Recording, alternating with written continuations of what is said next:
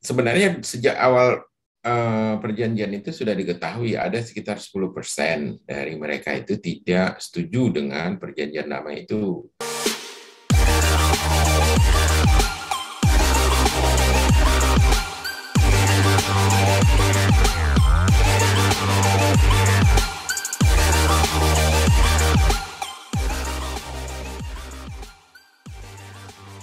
Assalamualaikum warahmatullahi wabarakatuh. Hari ini kita kedatangan tamu istimewa lagi. Ya, beliau adalah Bapak Al-Khaidar Abdurrahman Utih. Beliau akademisi dan juga pengamat terorisme di Indonesia. Kita akan membahas tentang apa sih yang terjadi di Aceh belakangan ini. Ada 3 kejadian kekerasan dengan senjata. Apakah timbul lagi kelompok-kelompok atau pengacau lagi keamanan di Aceh atau perdamaian di Aceh? Mari sama-sama kita dengar paparan dari beliau. Gimana Bapak? Alhamdulillah sehat. Alhamdulillah. Pak, apa sih yang terjadi di Aceh belakangan ini, Pak? Kenapa bisa meletus lagi senjata di Aceh, Pak? Iya, sebenarnya apa yang terjadi di Aceh adalah hal yang lazim ya, di mana-mana terjadi di berbagai tempat di daerah-daerah konflik. Setelah mengalami perjanjian damai, itu akan ada pihak-pihak tertentu yang tidak setuju dengan perdamaian itu. Kemudian akan ada kelompok-kelompok tertentu yang juga masih menahan diri apakah akan mendukung perdamaian atau tidak mendukung perdamaian. Kemudian hanya sedikit saja dari mereka itu yang tidak mendukung ataupun yang menahan diri menunggu perkembangan, dan selebihnya mereka lebih banyak yang mendukung perdamaian itu. Makanya perdamaian Aceh itu di tengah-tengah konflik yang sangat luar biasa, yang tidak ada satu orang pun yang bisa menduga bahwa itu akan berdamai pada akhirnya, akan inskripsikan ke dalam bentuk perjanjian Helsinki. Itu tidak ada yang duga tentang hal itu gitu. Dan itu adalah sebuah revolusi perdamaian yang sangat penting, yang bisa dihadirkan oleh Yusuf Kalla dan juga Pak Awaludin ya, Pak Menteri Menkumham, dan juga Farid ya, orang kepercayaannya dari Pak Awaludin. Nah, ini sebenarnya sejak awal perjanjian itu sudah diketahui ada sekitar 10% dari mereka itu tidak setuju dengan perjanjian damai itu. Misalnya ada kelompok apa namanya, kelompok Pedeng di Sawang itu tidak setuju. Kemudian kelompok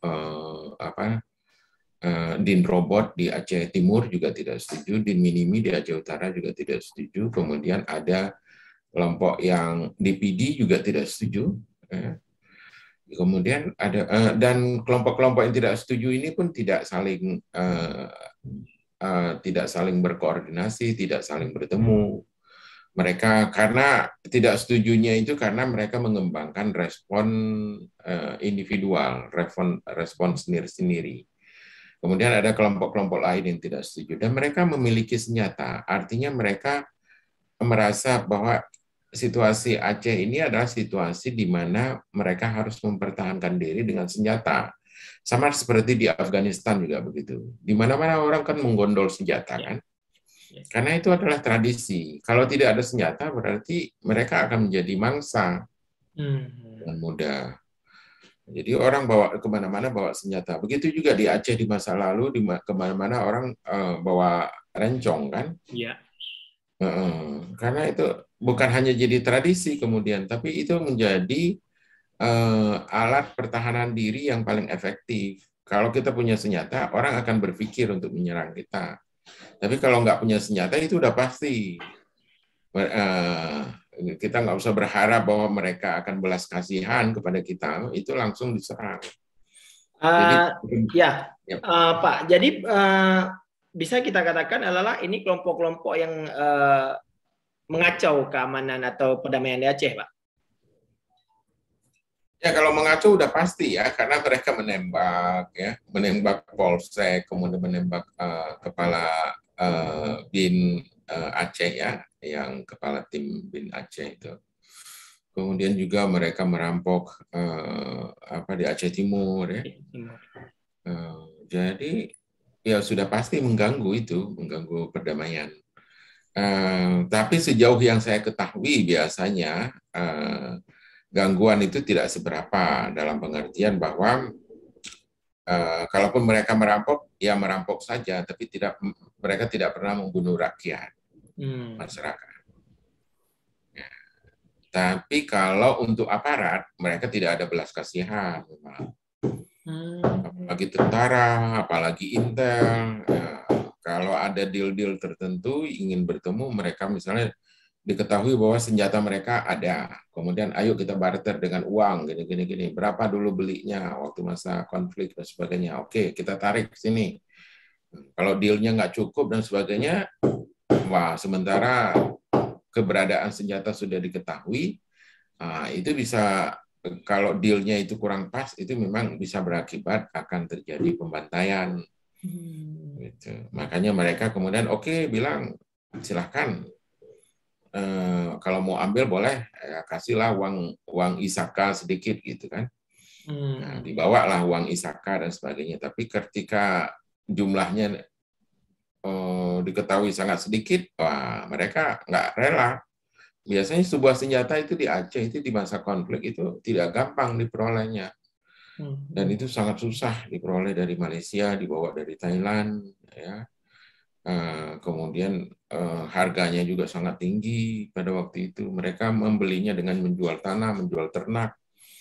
Ya, pada waktu itu, pada waktu konflik itu, harga tanah, harga ternak itu sangat rendah, jadinya jatuh sekali.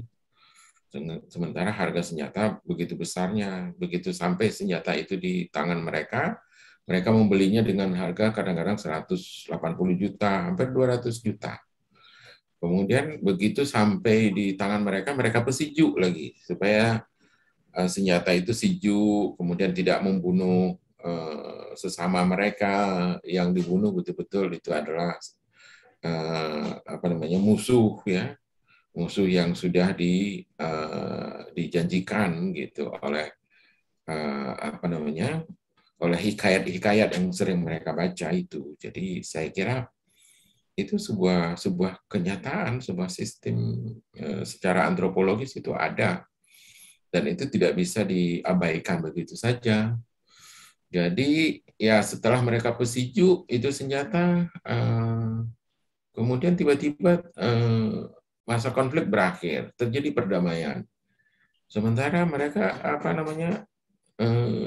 proses perdamaian itu adalah perdamaian yang sangat minimalis. Artinya perdamaian sangat minimalis itu apa?